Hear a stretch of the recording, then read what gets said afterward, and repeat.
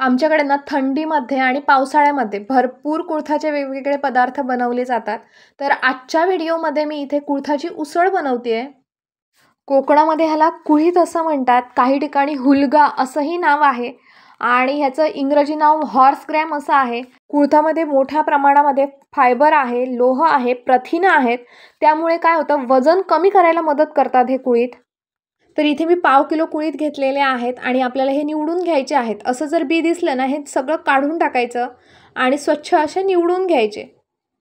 हे बघा, हे कुळीथ दिसायला असे दिसतात आणि हे जे बी आहे ना, हे सगळं आपल्याला काढून टाकायचं आहे. एखाद्या ताटामध्ये हे वेचून घ्यायचे व्यवस्थित असे. त्याच्यानंतर हे स्वच्छ आपल्याला धुवून घ्यायचे आहेत आणि हे व्यवस्थित धुवून झाल्यानंतर ह्याच्यामध्ये पाणी घालून आपल्याला एक रात्रभर हे भिजत ठेवायचे आहेत.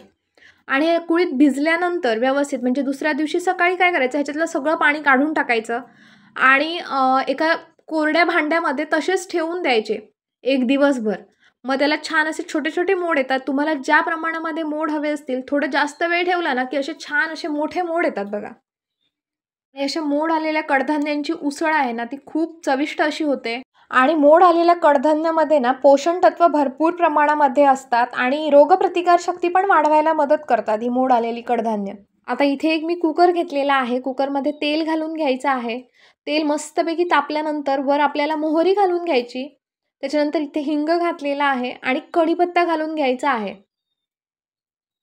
आणि त्याच्यावर हे मोड आलेले कुळीथ आहेत ना, हे सगळे घालून घ्यायचे.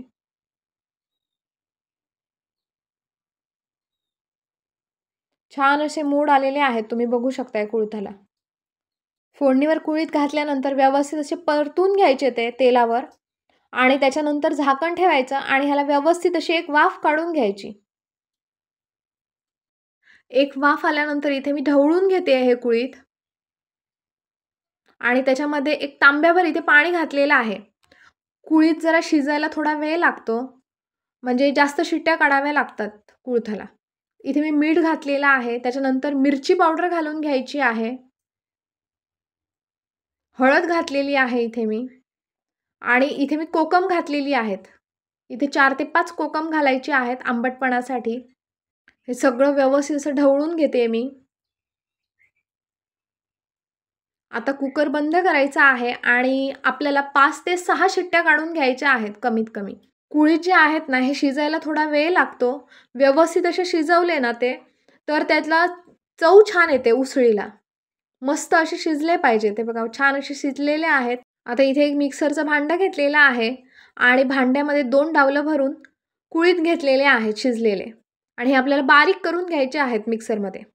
तोपर्यंत इथे मी कढई ठेवलेली आहे गॅसवर. कढईमध्ये थोडंसं तेल घालायचं आहे आणि तेलावर इथे मी लसूण घातलेली आहे. लसूण तेलावर छान अशी भाजून घ्यायची. त्याच्यावर थोडासा कांदा घातलेला आहे.